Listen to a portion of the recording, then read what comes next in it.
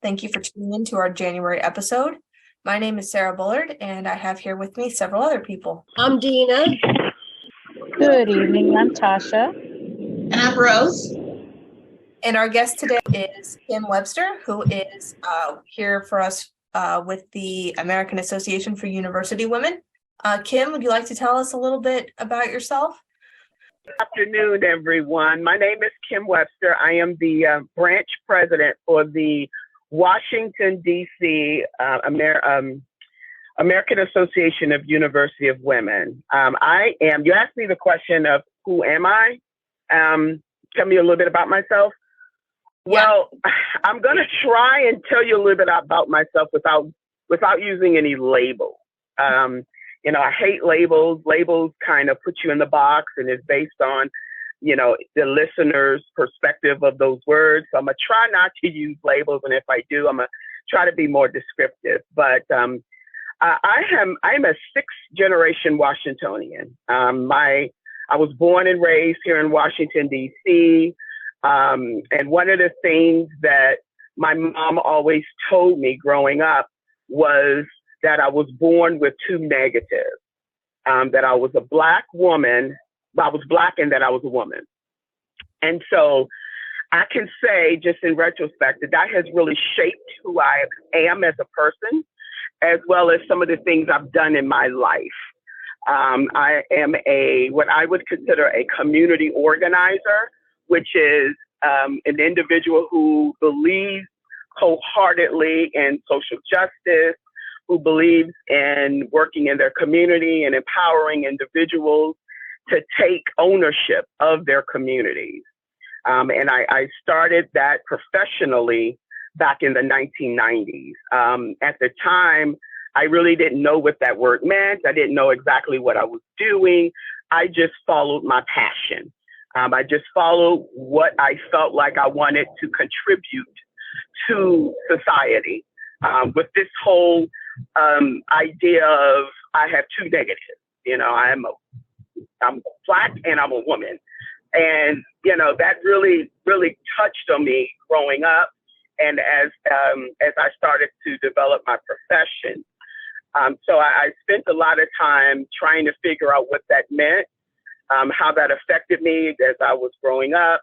And what I've realized is when I start looking at my passions and where I put my energy and my time, it's around civil rights and gender equity and gender equality. I started out with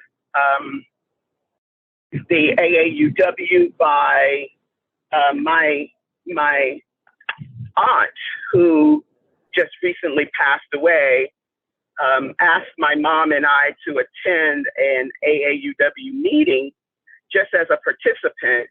And when I got there, I realized that as I was doing my work and as I was working, I had already reached out to this organization for grant opportunities. And it was like, oh my God, I must be in the right place. I must be here. My aunt has been a member since 1970. So she was going on 50 years of being a member. And I feel like at this point, I am just following in my family's footsteps, which is social justice, community, ensuring that women, especially Black women, are able to provide, are able to be empowered and have equitable opportunities, no matter what they are doing and no matter where they are in their life and in their ascension to wherever they want to be as a career. So that's kind of how I talk about who I am, because it really drives what I do and why I do it. It's fabulous that you can have 6 generations in DC and several generations in this organization. Yes. Is that like absolutely. Civil War? Is that Civil War era? 1881 it started, from what I saw on the website. Yeah. That's amazing. Yes, 1880. Yes, that is right. And we were the first branch of the national organization. And so that in and of itself, I didn't realize that until after I had been a member for quite some time. As I mentioned, I was just doing it, number one, because my aunt said do it. I'm just from that generation where your elders say, come do this, I say yes, and then figure out why. And so when she said, just come, I'm like, okay, auntie. And it just, spoke to me. And later on, before I became the president, I realized, we were the first. I was like, wow, this is so historic. I feel so privileged. There's a lot of power in that longevity. It is. We see it all the time when the national organization lobbied on Capitol Hill for equal rights for women. And so when I started out lobbying before I even became the president, and I realized how much power it was just walking into those offices and just saying, I am, AAUW member. And they're like, oh, have a seat. Come on in. Let's have a conversation. I thought, wow, that's a great way to enter into an office and talk about hard topics. Now, of course, there were times in which it wasn't difficult to have those conversations with some representatives. But then, of course, there are times where there were hard conversations, and it really it broadened my perspective of the struggles that some women have in their particular state. We're privileged here in the Washington area, Washington and Maryland, and even in Virginia, where the things that we fight for, we don't have to fight as hard as those women who are living in other states and other jurisdictions. So I am definitely, I understand that. I understand that there's a difference, and I appreciate all of the hard work that fellow Lobby Corps members and fellow AAUW members have done to make it, to get us to where we are now. Right. Yeah. I'm impressed with the sort of the very practical programs that you have. They're just really focused on nuts and bolts, and in particular, the pay negotiation training. Can you talk at all about that? Yes, the pay equity training is a national program. And I know that particular program has been adopted by the Mayor's Office of Women, as well as a lot of our members have been trained and certified in that program, so that we can then train women.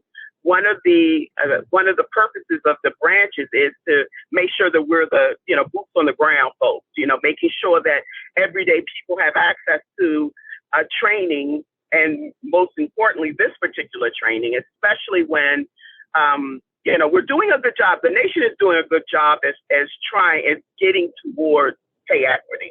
And so, but prior to that, we had we still have a long way to go, but we felt like training individuals in how to have those hard conversations, especially as women.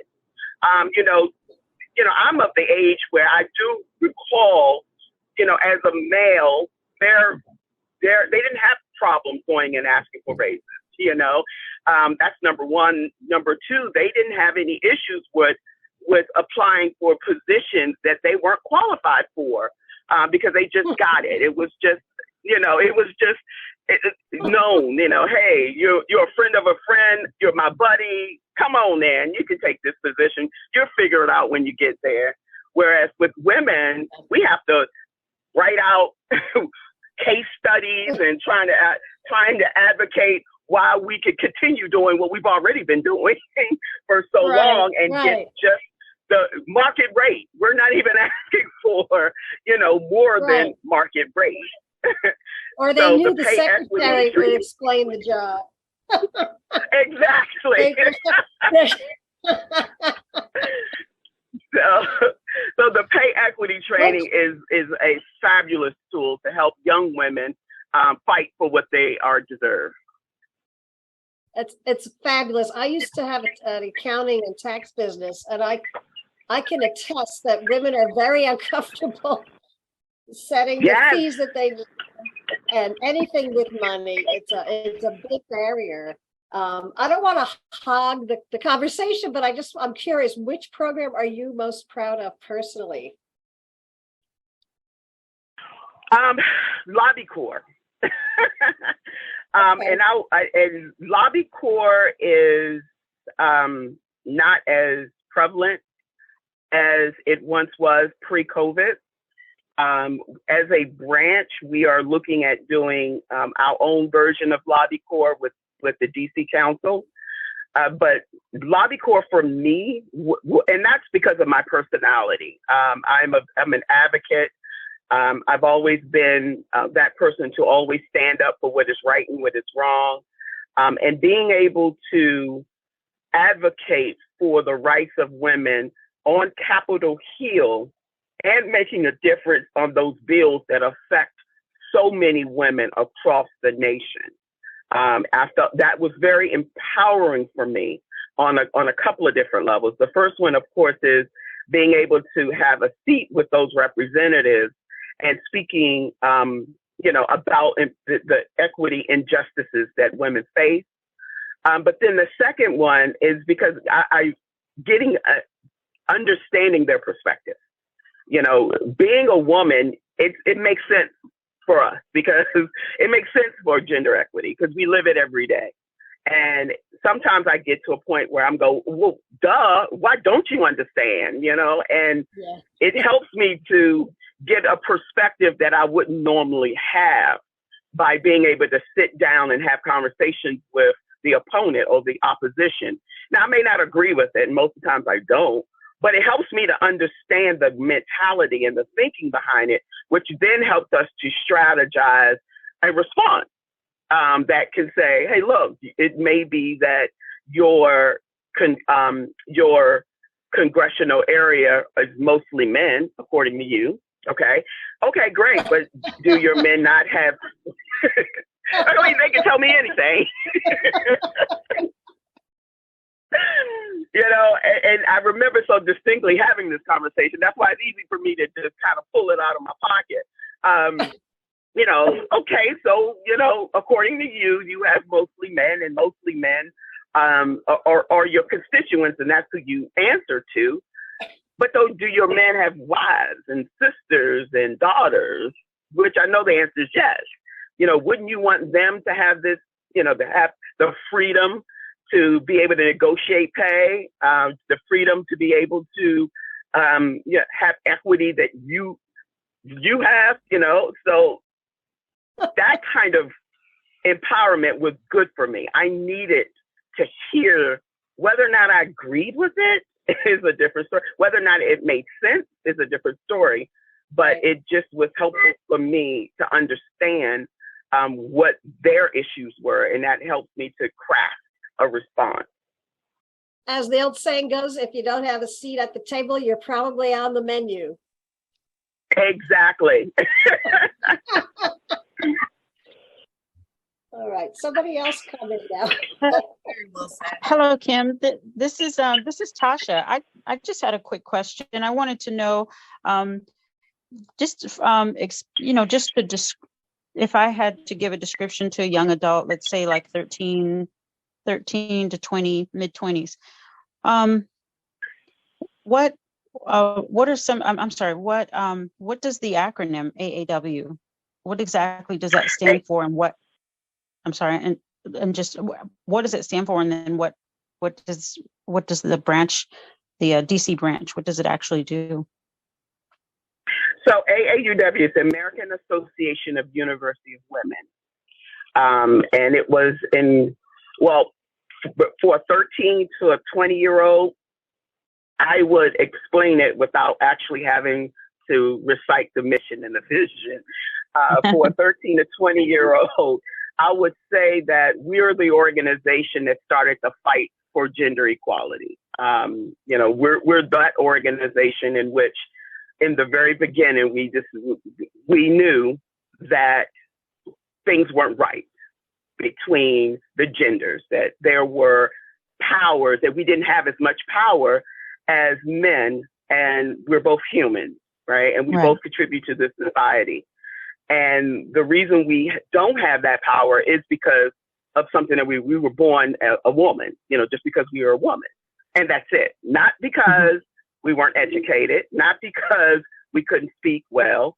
It is just the fact that we were born a woman, and we are treated that way. And women have always been treated that way. And so we're the organization that started to fight for equality and equity for women around the nation, the United States of America. What the organization realized is that they needed individual branches from each state to get the word out. There's power in words. So it started in Washington, D.C. with our branch. And what we realized is that we needed the state to come together as well, because if you're talking about a federal program or national movement, you need state buy-in. And so we're representing Washington, D.C., and the voices of women who live in Washington, D.C. And so each state or branch has their own mission and vision to empower women within that state to join forces with the overall mission and vision of the organization. And so for Washington, D.C., what we're doing is we are working closely with national partners and local partners like yourself who believe in the exact same vision for women. And we are creating programs, initiatives, and events based on the needs of the women in Washington, D.C. And so how we do that is we work with the local government, the mayor's office. We work with the representatives. We work with national nonprofit organizations who believe in the same thing. And we gather our resources and gather our resources to work together for the common goal. So one of the biggest initiatives that we're working on now is, of course, statehood for Washington, D.C. And so we're working with the League of the Women's Voter League in Washington, D.C. to ensure that we have multiple voices as we go out and fight for statehood in Washington, D.C. Okay, that's amazing. One other quick question. I just wanted to know, well, do you have any suggestions on how we would get the word out about AAUW to the HBCUs, young women at the HBCUs? Yes. So that is a fantastic question. And if I can be so very transparent with you all, we all have our struggles. Every organization has their struggles. And one of the past demons, I don't want to, dark places, a better word, one of the dark places AAUW had is actually racism within the organization. And it's not just with AAUW, it's the historical with white women and Black women. And so AAW has always been predominantly white until recently. We have been doing a fantastic job of ensuring that we share our message with all women, but especially women of color, because women of color tend to believe that they're not welcomed in this whole world called feminism, right? Exactly. Which is and so I've had a lot of conversations with my fellow sisters around that word feminism and the role that we play in the bigger picture of gender equity and gender equality. And one of the things that we have done, which was a request from one of my board members, which is a white woman, to really hone in on what can white women do to help bridge the gap. And this happened, of course, right after the George Floyd murders. And so what we did was we had podcasts and series around getting into the deep, dark reasons why there's a disconnect, and then talk about what we can do to bridge that gap together. And so we did a series of conversations and discussions that really touched on this really topic. And it's a work in process. I believe that everything takes time, especially something as deep rooted as racism within gender. And so one of the things that we're doing as a branch is we're ensuring that we work with the HBCUs in Washington, D.C. Now, Washington, D.C. has one public HBCU, which is UDC. And then, of course, they have they have private institutions like Howard. And so right now we're working with UDC. And one of the programs that we have within our branch is that if you are a student, of course, you get free membership. You don't have to worry about paying for membership. But aside from that, we're looking at working with UDC more closely post-COVID around mentorship, working with them with whatever programs that they're doing. I am working with UDC outside of AUW, so the connections are there, which is helpful because a lot of times when you say feminism, when you say gender equity and equality, you get the eye roll and you get the, and because our branch has been historically made up of white women, it didn't help. it just didn't help the conversation. But we are at the point now where we're recruiting younger individuals, and that's just not just with our branch, it's with all of the branches, because AUW was the first, as I said before, but a lot of other organizations have popped up since then, and so there's a lot of other places that individuals can go to assist in this gender equity journey that we're all on. And so we're working closely with the mayor's office. We're working closely with UDC. We're doing UDC first because it's a public institution and because I have that connection.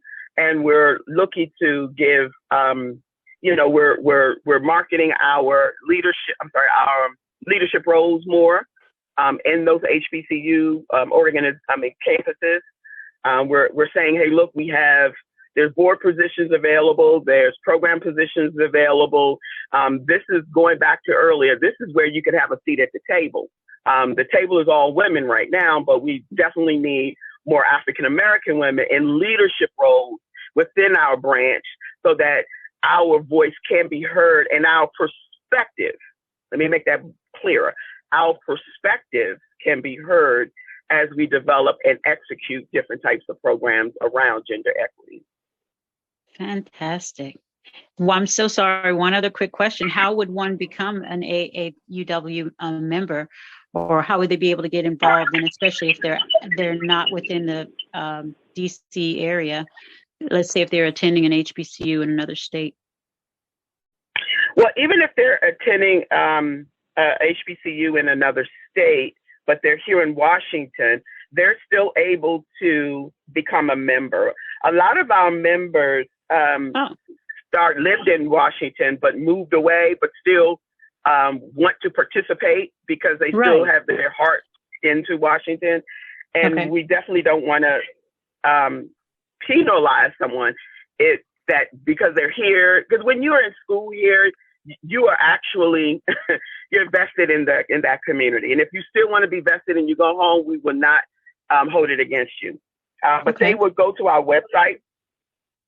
Our website address is www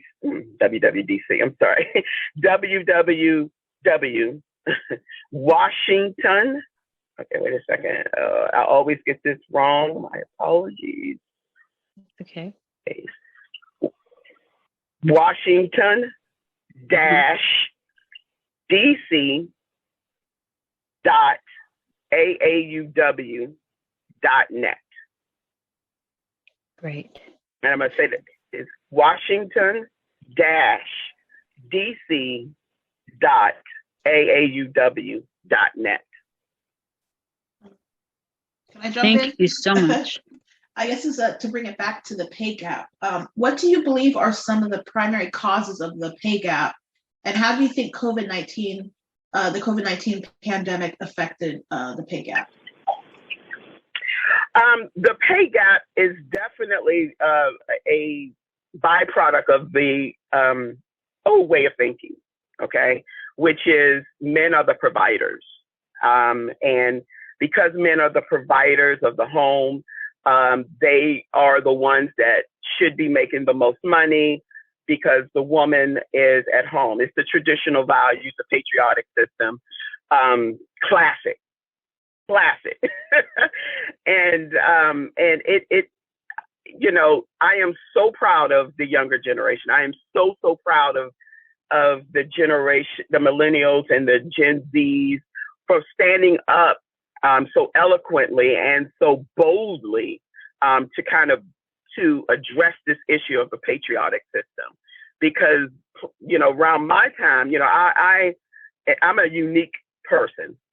I was born in the 70s, and my mother put me in charm school. She put me in a charm school. She said, you go to charm school, you learn how to be an effective housewife. That's what charm school was, teaching little girls how to behave. Okay. But yet and still, I would be the first one to put the fist up and go, no, not at all. I'm the rebel. And so while I understand both perspectives, I am so proud of the younger generations for standing up boldly for it. And the pay gap is a byproduct of it. It's a byproduct. It is saying, men are making more money, men are bringing in the bacon, I guess without the saying, and they're just doing it, and the women are having that traditional role. And so that's the cause of the pay gap. After COVID has changed a lot in how we work, but not necessarily how we get paid for our work. Another byproduct of the COVID is, yes, we may be working remotely, but it affects how the labor and how individuals or how organizations look at labor, okay, employees and how they work. And how they work is very hierarchical. And so working remote goes completely against the traditional way of the workforce, which is there's 3 levels. You have the worker bees, you have the mid managers, and you have the owners and the CEOs. And the mid managers, their role is just to watch over the worker bees. Period. That's what their role is. And because of COVID, we moved to remote working, but we also shed a light on the other darkness that the workforce has. The first darkness is the gender equity stuff, and then the second darkness is the way that this workforce is structured. And because of that, it made it difficult for people to ask for more while working at home. And so I feel like COVID has made it harder, only because of the workforce. And then on top of that, the gender. So now not only do you have to shatter the patriotic system of thinking, you also now have to shatter the way that businesses are developed, the foundation of the workforce. You have to shatter that as well. And so these pay negotiations trainings are critical in being able to help individuals craft a response that does both. Shatter both the patriotic system, but also the workforce, the foundation of the way the workforce was created. But again, you have to be trained in how to do that. And these trainings assist women in doing that. How would someone take advantage of these trainings? There's 2 ways. If you are in, of course, this year, which is 2023, we're just creating a new strategic plan.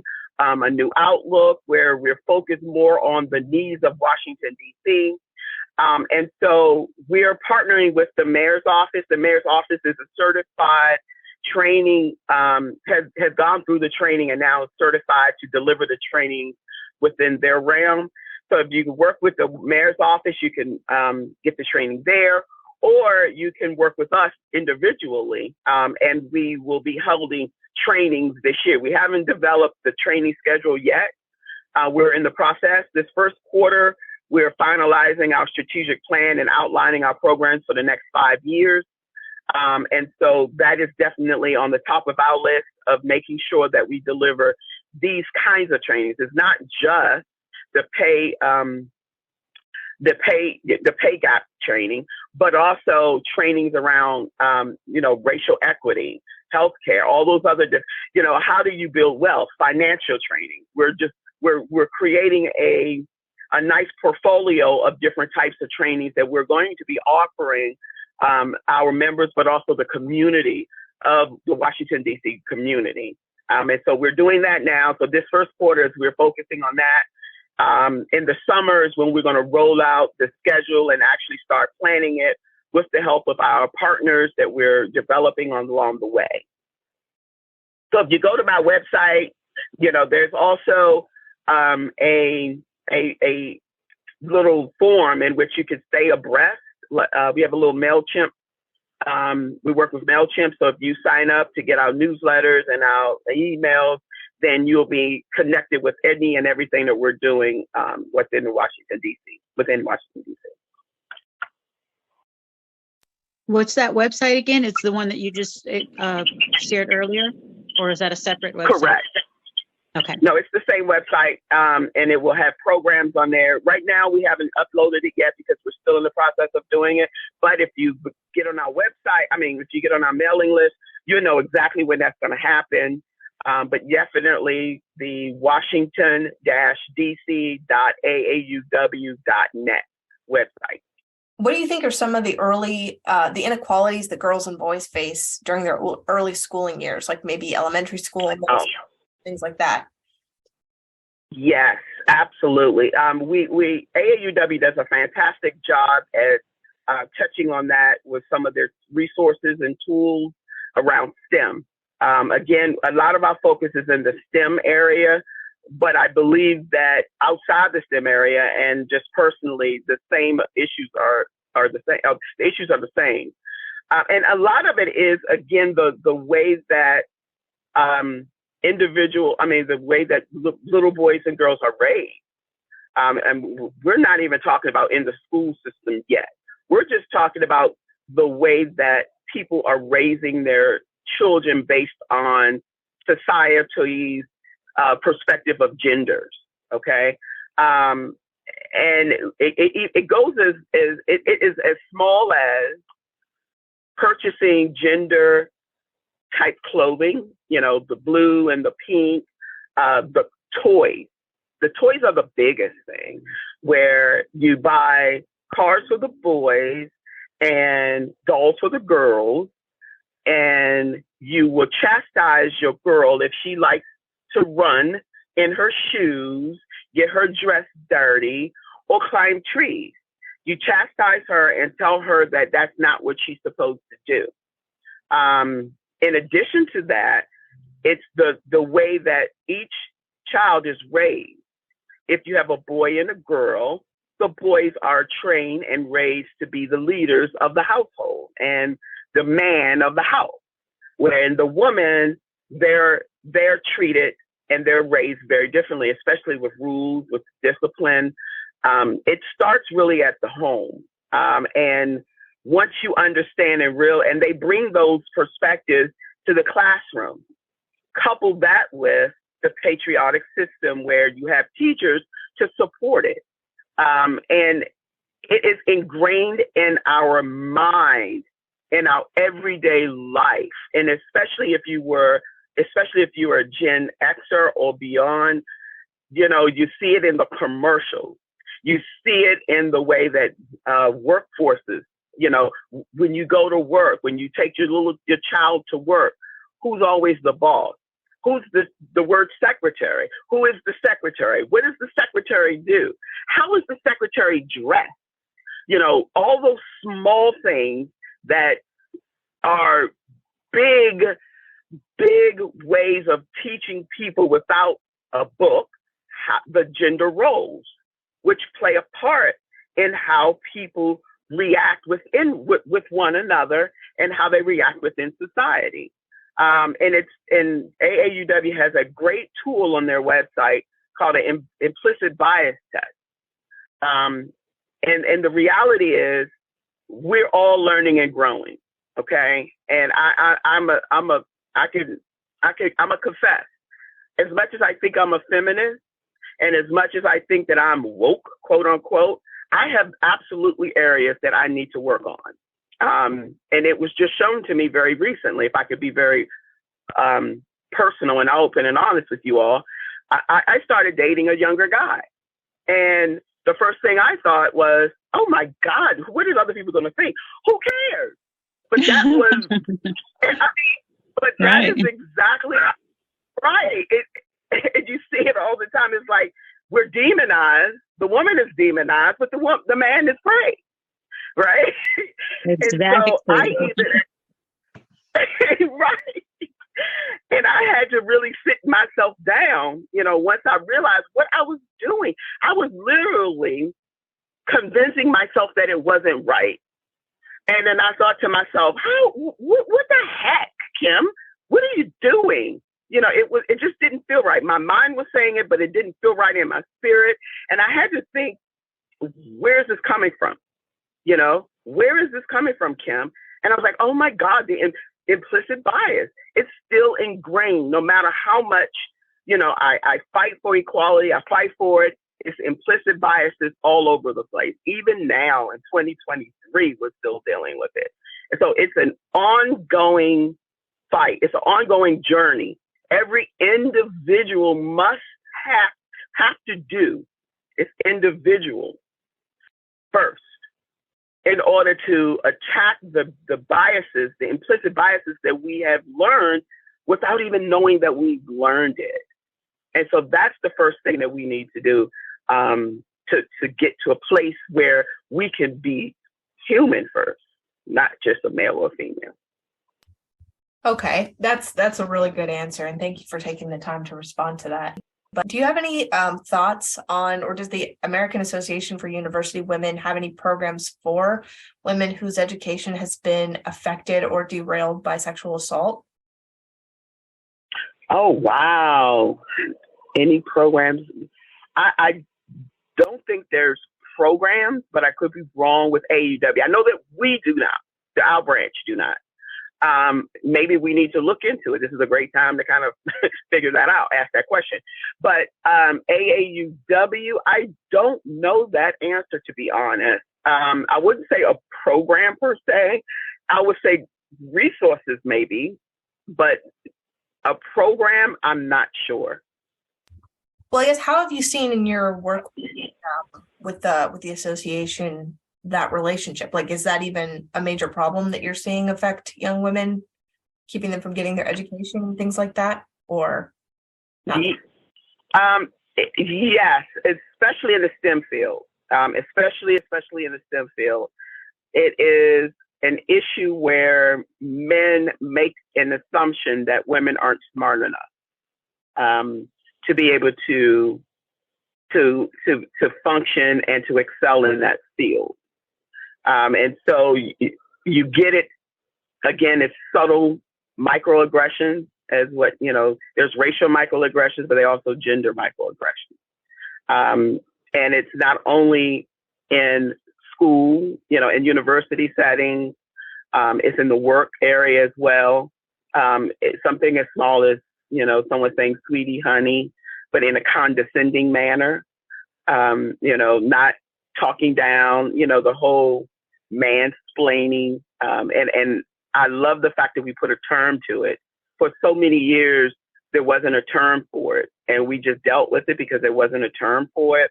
And I'm so glad that there's a term for it now that helps help men understand it as well. And I think there's there's men need to also be accountable to their actions as well. What I wish and what I think should happen more of is men understanding their role in gender equity and equality. And that is a bigger piece that needs to be addressed. But I do think that it affects a woman's self-esteem. It affects her psychologically, and it hinders her growth. And I think that is the purpose for them doing it. And I think some of the solutions can be making certain that, first of all, laws. I'm big on laws, rules and regulations. In my daytime hours, I'm in the HR field. And so we train a lot on bullying and retaliation and harassment. There's great laws out here. Maryland and DC have some wonderful laws. They have done an excellent job of changing the definition and the standard for what's considered harassment, which helps women because in the past it has been the harassment and the bullying had to be pervasive and repetitive. But now they got rid of that. Think about it. You have to endure it for a long time in order for somebody to do something about it. How awful does that sound? That you have to sit in this abuse and before it even can rise to the occasion of going to higher management and even suing the organization. And it has to be documented, and you have to talk about it over and over again. That in and of itself is torture. It deteriorates your value, your perceived value. It deteriorates, your thinking, your psyche, and you just want to quit. And it opens the door to other mental health issues, ... And so they've done a great job of changing the laws that, in my opinion, helps women to really get at and stop it at the core of the bullying and the harassment when it comes to sexual harassment, intimidation and bullying in the workplace. Not just the workplace, but also, the cameras now are doing a fantastic, they call it cancel culture. I can appreciate some of cancel culture. I like anything else, it can be abused. But the core purpose is accountability. And, it's holding people accountable to their actions. And I love the fact that that we're doing that. We're holding each other accountable. As women, we're working better together. We're standing up together for the rights, even though it may not affect me, but I'm standing beside you, so that you won't feel like you're alone. And that's really awesome. And I'm glad that you can give us some perspective on that. That's really encouraging to me. I am a woman in STEM, so that's really nice to hear that we have laws on our side and that things have improved. That's really encouraging. Yes. Now we do have a long way to go.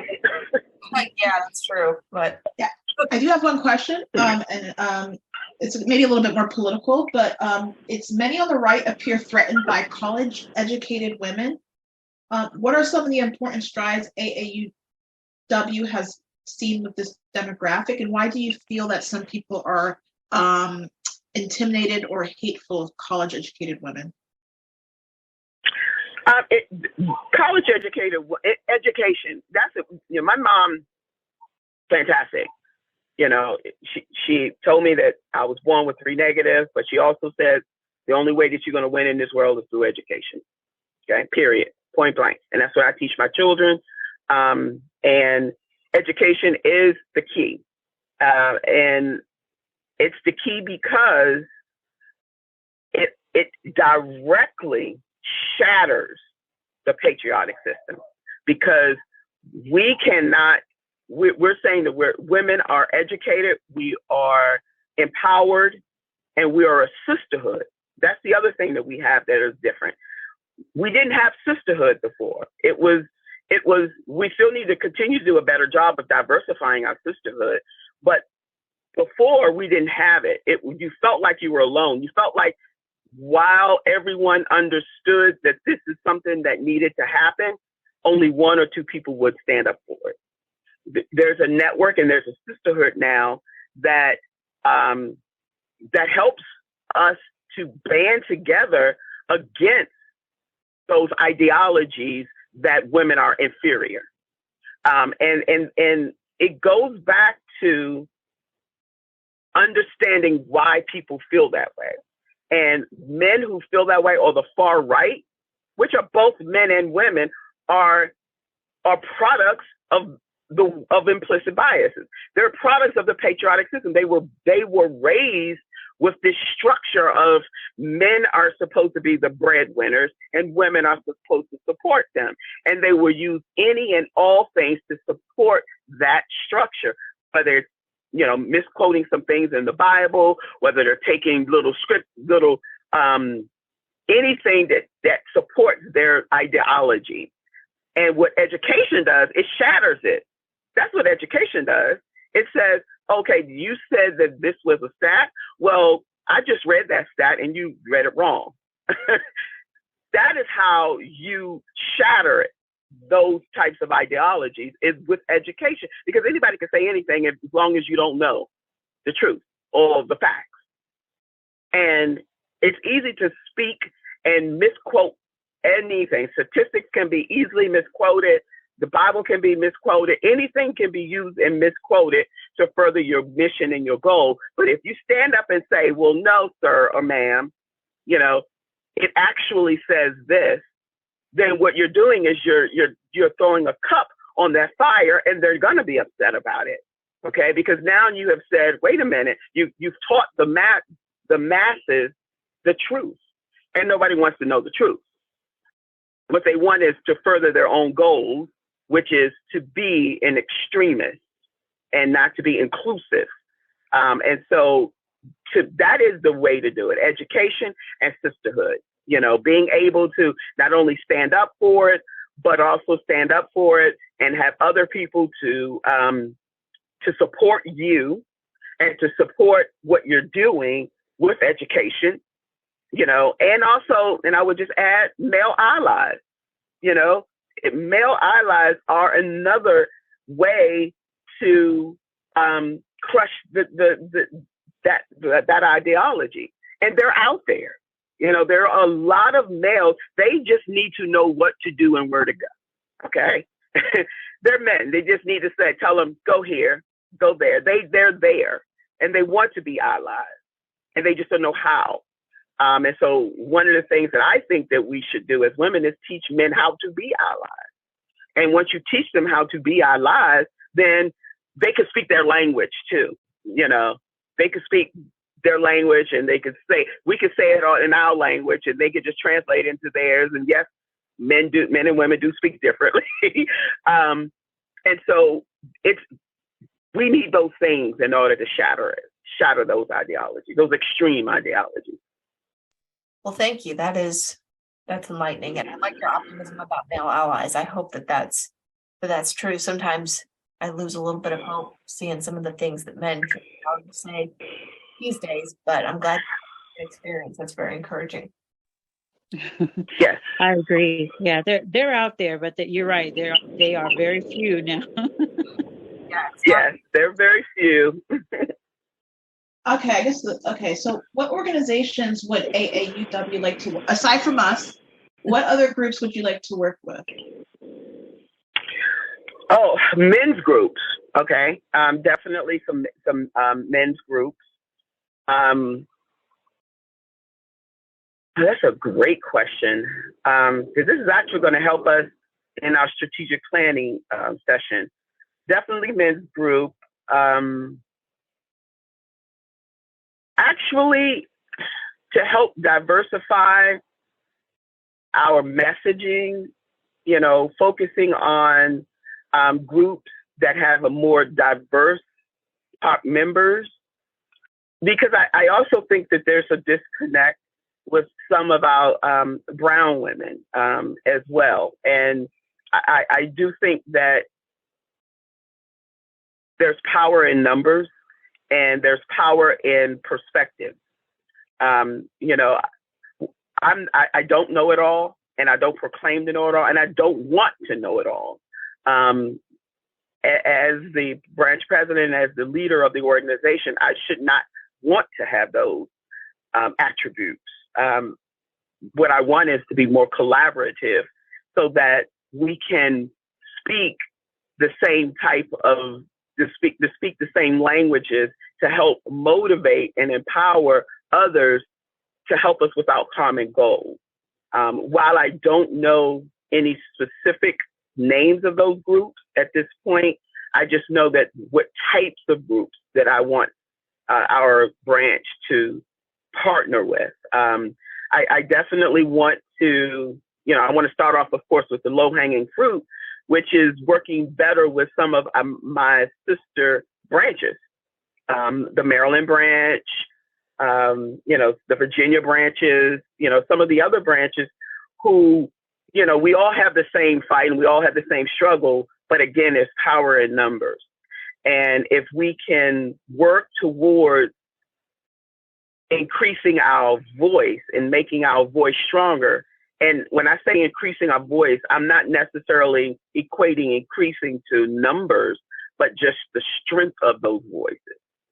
Because we can have one or two or three great, strong partnerships that can amplify our voices throughout without having thousands of members in our branch, So I think that the types of organizations that we want to address and want to partner with, but also the small grassroots organizations that have boots on the road, the ones that are dealing with the women's issues. Like we talked about the sexual assault, the domestic violence shelters. I'm a survivor, so I totally understand that their struggles are much different. And so, and their population and their trust is different, but they're the ones that we really need. And they're the ones that are going to be affected the most by the patriotic system. The ones that don't necessarily have an education, a formalized degree or formalized education. Those are the groups that we want to work with as well, because they're the ones that are going to be affected more because they have no choice. Or at least they feel like they don't have any choice but to succumb to all of these types of issues and pressures. But if they're working with groups like us who say, you have rights, and let me tell you what those rights are, and this is and if they don't do it, let me tell you a place where you can go and to make sure that your voice is heard and that you will not succumb to all of this bad behavior. So those are the types of groups that we definitely want to work with. Well, thank you, Kim. We appreciate your time. And unless anybody has anything else, I think that we can take this audio and make a great podcast out of it. And a lot of people are going to be part of the association. Thank you, Kim, for joining us. Yeah, Kim, Thank you so much really for having me. This was a lot of great information. I'm really pleased. Thank you so much. Thank you.